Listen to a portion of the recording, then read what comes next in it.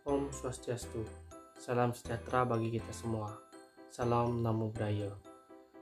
Anak-anakku sekalian, seperti yang kita ketahui bahwa kita sedang dijajah oleh COVID-19. Selama kurang lebih 6 bulan pembelajaran, kita sudah menggunakan sistem daring.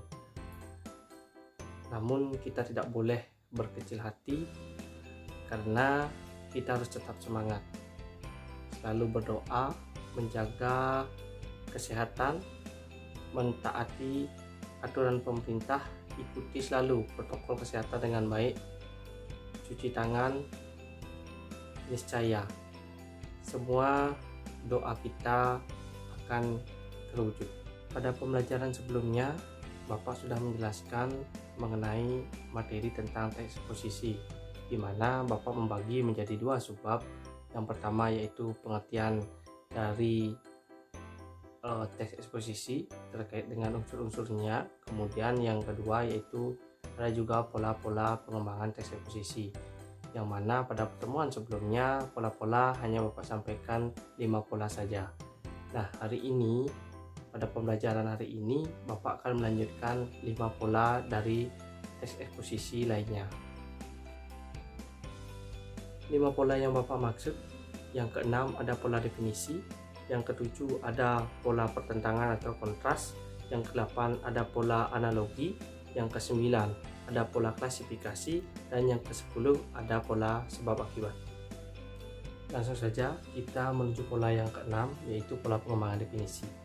Seperti yang kita ketahui bahwa pola definisi itu adalah pola yang memberikan sebuah arti. Jadi paragraf ini menyampaikan sebuah arti atau penjelasan mengenai suatu istilah.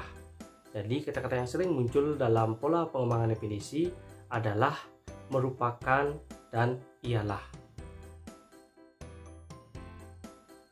Selanjutnya adalah pola pengembangan pertentangan atau kontras. Berbeda dengan pola perbandingan, pola pengembangan pertentangan atau kontras ini adalah pola yang menentangkan 2 hal yang dianggap bertentangan. Salah satu contohnya ketika kita membuat sebuah paragraf, misalkan Tono dan Toni. Tono Toni adalah kakak beradik yang memiliki sifat yang bertentangan. Tono adalah anak yang rajin, suka membantu, pintar, sehingga dia disukai oleh teman-temannya. Berbeda halnya dengan Toni. Toni adalah anak yang malas, tidak suka belajar, tidak suka membantu, sehingga Toni tidak disukai oleh teman-temannya. Nah, sifat dari 2 hal yang bertentangan inilah yang disebut dengan pola pengembangan pertentangan. Selanjutnya ada pola pengembangan analogi, di mana pola pengembangan analogi ini adalah pola pengembangan yang menyatakan sebuah kesamaan. Kesamaan yang dimaksud adalah kesamaan yang memiliki hal yang sama tetapi memiliki kelas yang berbeda. Nah, misalnya ketika kalian mendengar sebuah kalimat yang menyatakan bahwa manusia harusnya seperti padi. Padi semakin tinggi semakin merunduk. Itulah sifat manusia yang seharusnya. Maka semakin tinggi manusia itu seharusnya semakin merunduk. Tidak boleh manusia itu sombong. Itulah yang dimaksud dengan pola pengembangan analogi. Selanjutnya ada pola pengembangan klasifikasi. Seperti yang kita ketahui, klasifikasi itulah pengelompokan. Jadi pola pengembangan klasifikasi adalah mengelompokkan suatu hal yang dianggap memiliki kesamaan.